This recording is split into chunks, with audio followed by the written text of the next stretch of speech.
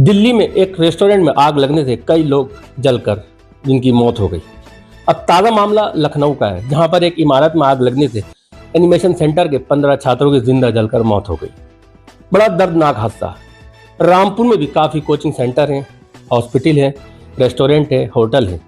यहाँ पर फायर की क्या स्थिति है? अग्निशमन के यंत्र पूरे हैं, मानक पूरे हैं, एनओसी है? इस पर बात करने के लिए हमारे साथ हैं chief fire officer Vijay Kumar Singh. Sir, Rampur में भी काफ़ी हॉस्पिटल है, कोचिंग सेंटर है। ताज़ा मामला लखनऊ का है, 15 छात्रों की दर्दनाक मौत। रामपुर में क्या स्थिति फायर की? देखिए, जहाँ तक कोचिंग सेंटर की बात करेंगे हम, तो रामपुर में जो हमारे पास लिस्ट है, पिछले एक हफ्ते 10 दिन पहले हमें कुछ लिस्ट मिली थी कोचिंग सेंटरों की।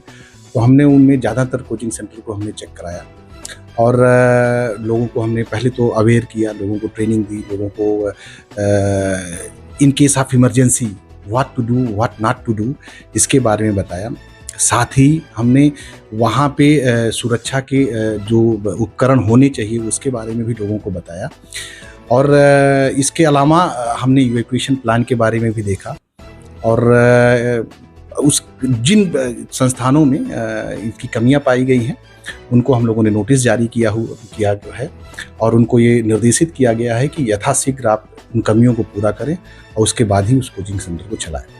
जहाँ तक और कमर्शियल बिल्डिंग की बात है, तो हम पिछले काफ़ी दिनों से एक अभियान के तहत, स्कीम के तहत हर कमर्शियल बिल्डिंग को, हर कमर्शियल या होटल या हॉस्पिटल बिल्डिंग को हम कोशिश कर रहे हैं कि ज़्यादा से ज़्यादा लोगों तक पहुँचें और ज़्यादा से ज़्यादा लोगों को जागरूक करें, अवेयर करें और इमरजेंसी के सिचुएशन में कैसे इसको हैंडल करें या कैसे फायर सर्विस को कॉल करें, ये सारी चीज़ें, ये सारी इन्फॉर्मेशन हमको उन लोगों को दे रहे हैं।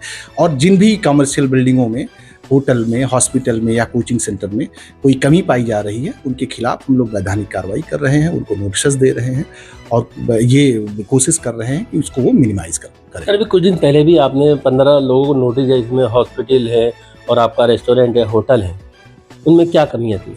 देखिए, कुछ जो इस तरह की कमर्शियल बिल्डिंग है, कुछ में व्यवस्थाएं थी लेकिन वो वर्किंग कंडीशन में नहीं थी, कुछ में व्यवस्थाएं नहीं थी, उनको बोला गया कि आप यथाशीघ्र व्यवस्थाओं को पूरा करें। कुछ जगहों पे लोगों को ट्रेनिंग की आवश्यकता थी, हमने लोगों को ट्रेनिंग देने की कोशिश की। अभी तो हमने एक डेडिकेटेड टीम ही बना दी है। देखिए, किसी भी इमरजेंसी के लिए जो है प्रिवेंशन एक बहुत बड़ा इम्पॉर्टेंट टूल है। हमको प्रिवेंशन पे बहुत फोकस करने की ज़रूरत है। तो फायर सर्विस रामपुर का जो हमारा जो आज की डेट में एम है कि हम हर आदमी को जागरूक करें कि किसी भी इमरजेंसी को कैसे मिनिमाइज कर पाए।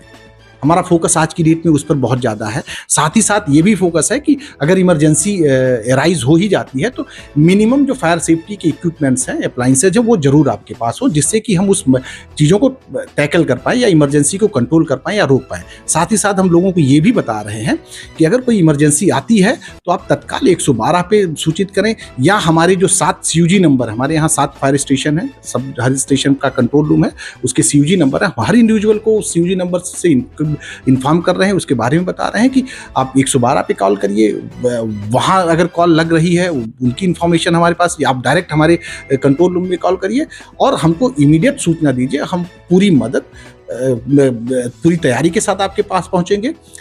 इसके साथ ही हम लोगों को बोल रहे हैं कि देखिए, आप कोई घटना ना हो उसको हम कैसे कंट्रोल कर पाएंगे, इस पे हमारा ज़्यादा फोकस है। हम प्रिवेंशन पार्ट पे लोगों को ज़्यादा फोकस करने की बात कर रहे हैं। जैसे प्रिवेंशन में, जैसे मैं आपको कहूँगा कि जो जितनी आगे आज तक लगी हुई है उसमें लगभग 80 to 90% केसेस में हमने देखा है कि इलेक्ट्रिकल अप्लाइंसेस के फेलियर से आगे। हमने लोगों को ये समझाने की कोशिश की है कि आप कम से कम इलेक्ट्रिकल सेफ्टी ऑडिट पे बहुत फोकस किया जाए। सर, एक चीज़ देखने में आया है कि कोई भी घटना चाहे सेम डिस्ट्रिक्ट में हो या अदर डिस्ट्रिक्ट में हो, तभी उस विभाग के अधिकारी कर्मचारी जागते हैं और जांच करते हैं। तो अगर ये इस घटना से पहले, जैसे मान लीजिए दिल्ली में घटना हुई थी तो फायर सिस्टम ने सब होटलों की जांच की। अब लखनऊ में घटना हुई जिसमें एनिमेशन सेंटर के 15 छात्र, अब कोचिंग सेंटर की फायर की जांच हुई। तो ये चीज़ घटना के बाद ही क्यों सामने आती है? नहीं, ऐसा देखिए, मैं आपकी इस बात से इत्तेफाक नहीं रखता हूँ। जैसे आज जो घटना कल हुई, जो बहुत ही दुखद घटना रही है, कोचिंग सेंटर में जो हुई है, हम आपको बता दें कि हमारे यहाँ जो भी हमारे पास लिस्ट है कोचिंग सेंटर में, पिछले एक हफ्ते 10 दिन पहले ही उनको हम सबको इंस्पेक्शन कर पाया, सबको नोटिस जारी कर दिए। तो हमारा ये सतत प्रयास है, ये एक दिन का प्रयास नहीं है।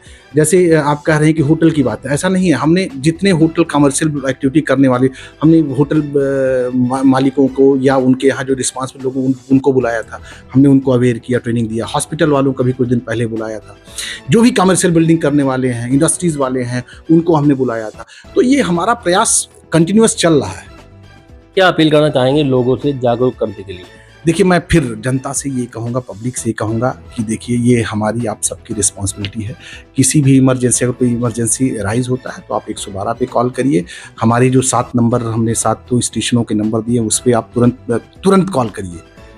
मिनिमम जितनी जल्दी आप हमको इन्फॉर्म कर सकते हैं उतनी जल्दी आप कॉल करिए। हम मिनिमम पॉसिबल टाइम पे आपके पास पहुंच के आपकी इमरजेंसी को टैकल करने की कोशिश करेंगे।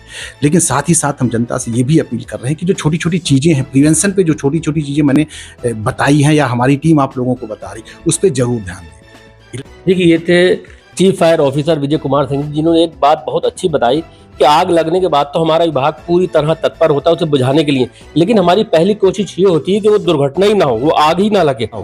रामपुर से आदम खान, माई सिटी 24, रामपुर।